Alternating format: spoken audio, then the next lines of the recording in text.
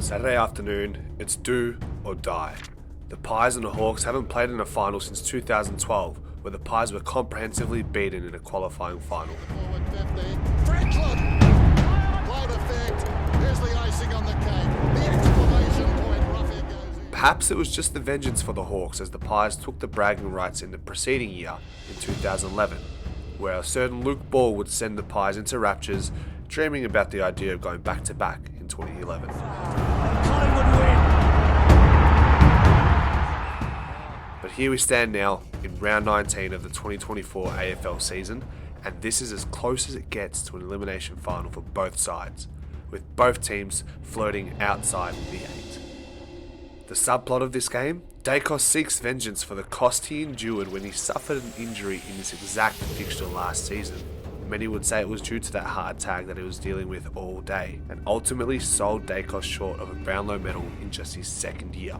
Call it injuries, call it bad form, maybe it's a lack of hunger. Sure, Fly's gotten it wrong at times, but it is now or never. Another chapter is set to be written in this illustrious fixture. Go Pies. Collingwood hang on! And this is where it's all won and lost. This Saturday, against the Hawks, it's an elimination final. It's a must-win game. We learn a little bit more about the boys. Backs against the wall. This is the elimination final. We said Essendon was do or die. We said Gold Coast was massive. We said Geelong has to happen. Now we don't. It literally has to happen. Mathematically speaking, or close to mathematically speaking, we need to win just because of the fixture we have. Melbourne, Sydney, Carlton, Brisbane, Hawthorn, Richmond. It's not an easy task fixture coming up. So the wins need to start hitting the board now, starting this Saturday. We won't have Lockie Schultz with that concussion. Suffered late in the game against Geelong. So unfortunate for him. I think that's his second concussion of the season. He's almost too brave for his own good, Lockie Schultz. And it's interrupted his form to a certain extent. I know that was late in the game, but I still feel like it's having an impact to a certain extent when it comes to his form line. And we call him the mini Myercheck for a reason. So wish him well. We're not going to have him against Hawks. We will miss him. But we've got Jeremy Howe and Mason Cox are both a chance. Jeremy Howe likely to overcome that hamstring that he missed against Geelong. People tend to forget that we were missing Jeremy Howe big time against Geelong. We missed him. And Coxie's progress has been fast-tracked around his MCL and is also a chance to come up against the Hawks, which is huge. And then Mick stays likely to also play VFL again another week, probably get some more reps in at a lower level.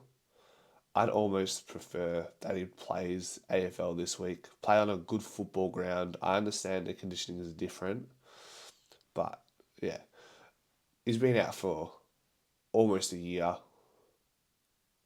So you've got to be conservative, especially at his age. He probably wants to do everything he can to mitigate a recurring ACL, especially at his age. Tom Mitchell, to be continued, taking a week off his running load due to that foot, I believe.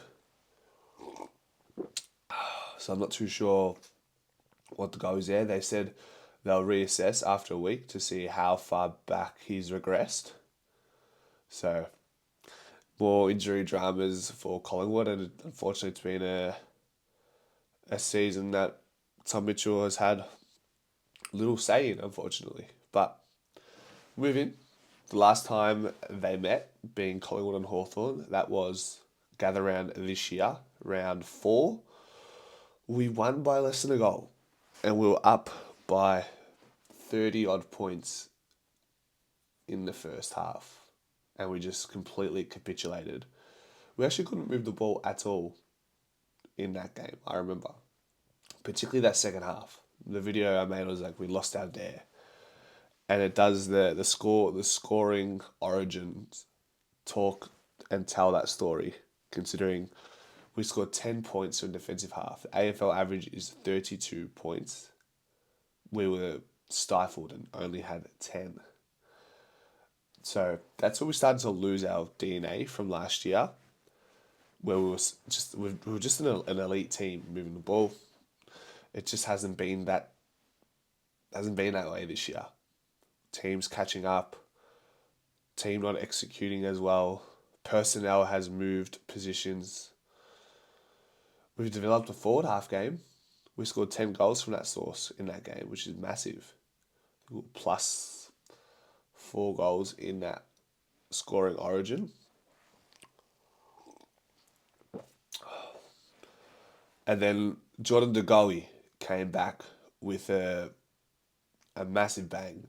He was very poor opening round 1, round 2. It was okay against Brisbane. I can't quite remember. But against Hawthorn, he really stamped his authority and said, "Hey guys, don't forget about me. I'm still him. I'm just in a form slump." 31 disposals, kicked a goal, 2 hospital balls into Scott Pendlebury and Tom Mitchell. One played out the game, one couldn't. My captain, Scott Pendlebury, couldn't see out the game, unfortunately. But yeah, you could just see on top of those stats, the goal, it's all nice. The 10 coaches' votes that De Goey got, it's all nice. But what was most satisfying about Geordie's performance, and really Collingwood's performance as a whole, was our pressure footy was back. And that's why we're able to score so many forward half goals. We forced those turnovers, winning the ball back in dangerous positions, was because players like De Goey was willing to put his head over the ball, pick up the ball, tackle players, be in the right position defending the zones. That's why Collingwood were able to bounce back and go on an 8-win streak. And you look at those games, yes, we played one half against Hawthorn, but those are the games that you point to, okay, cool, I know what we're about and where we need to be. And then Tom Mitchell was also very impressive against the Hawks. He had 23 disposals, but 18 of them were contested. So he was the man guiding that ball, getting the hands out. And he was also a player who was really in some strife, some selection strife almost, I would dare say. Sub a couple of times, obviously dealing with that foot injury, the plantar fasciitis. So there were things, but at the end of the day, he's on the field. You've got to judge for what you see on the field, regardless of the injuries you're carrying. You put your name on the team sheet, you're there, you're playing, you're going to be judged relative to what else is out there on the field, right? So, yeah, he was in some serious strife and then had a great game against Brisbane the week before and then had a great game against the Hawks. So, and I remember talking about maybe calling to drop Tom Mitchell for a Finlay McRae back then. And Tom Mitchell basically pied me in the face and said, "Get fucked. You don't know who I am." And then he had those really good games. So that was really exciting. And it shows these players, they have pride. It hurt them when people are saying, "Drop him, he's no good, he's this, he's that, the pies are shot." And you get your midfield to respond in that fashion. It's really positive. At least it was back then. And lastly, as far as other players are concerned, Frampton had 4 intercept marks and he gets a coach's vote. He has had a fall off. He's fallen off since then. Is it because Fly moved him forward and swung him back and his instability and he's lost his rhythm? Probably. That tied in with other things. For the Hawks, I remember Blake Hardwick swapped from defence to forward in the second half and he kicked 4 goals and was the catalyst in getting the Hawks closer to Collingwood on the scoreboard and just rallied the troopers and started to get them to believe. So I do remember that, and I'd be intrigued to see if they start Hardwick in the back line of the forward line this week. Next up, Jai Newcomb, a game high, 10 clearances. He's going to be one to watch. He typically does quite well against Collingwood, so I'm hoping their midfield doesn't overrun us, but we will see. Jack Scrimshaw a game high 5 intercept marks. I would have to imagine most of those intercept marks would have been that second half when they just pinned us in our own defensive half. So, yeah, they've got some players to look out for on the all across the board. As far as last 5 games and the stats around those games are concerned, the Hawks in the last 5 games are top 4 for uncontested possession differential. They're plus 16. We know why that's a scary prospect is because Collingwood can't defend the uncontested ball right now. When the ball is on the outside, people pick away at our zone and they get to a certain point in the ground where they just can kick it inside 50 or give a quick handball receive to get the ball in motion and have Collingwood's defence panic. Tie that stat in with the fact that Pies are still second last for uncontested possession differential, minus 45. The Hawks are top 2 for clearance differential in their last 5 games. The Hawks are also top 6 in scores from turnover and stoppage sources when it comes to differential as well. The Pies, surprisingly, are also top 6 for both turnover and stoppage source goals as well, because of the games against Melbourne and North Melbourne. But it's the last 3 games that have hurt us, against the Suns, against the Bombers, against the Cats. So that's why our last 5 statistics aren't horrible because of the Melbourne game, because of the North Melbourne game. And just to make matters worse, the Hawks are the number 1 defensive side in the last 5 games. They've conceded 9.6 goals on average in their last 5 games. However, the caveat is they have played against the Eagles and the Tigers in these last 5 games. So take that as you will.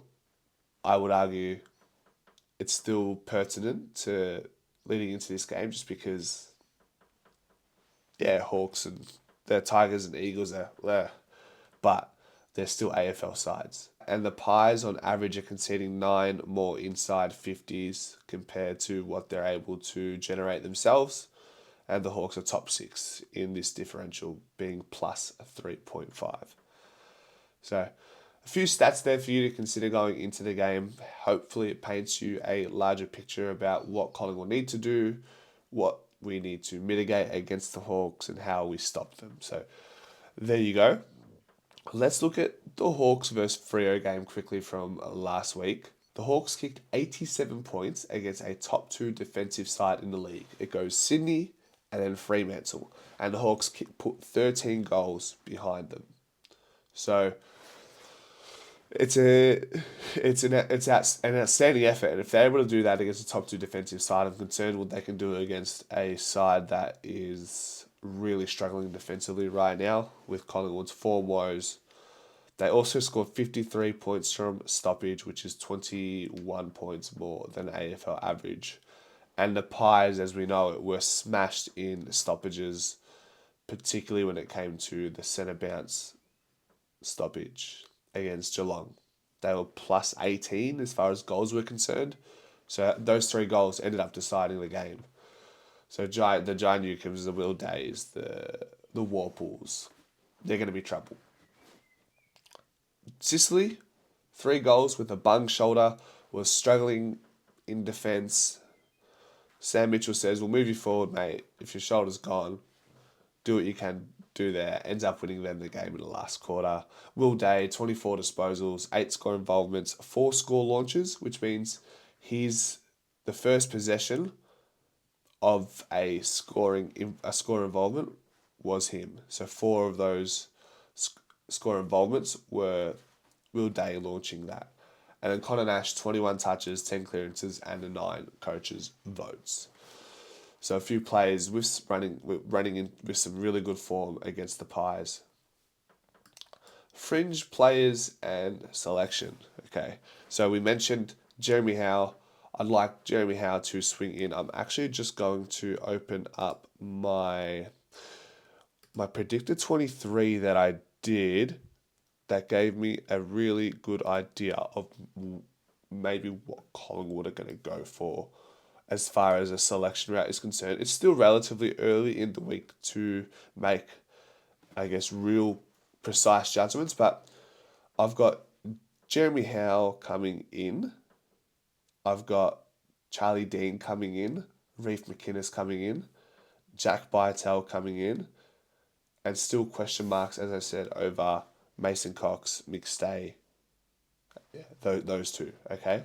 So I've got Markov out, Frampton out, and Schultz out with injury.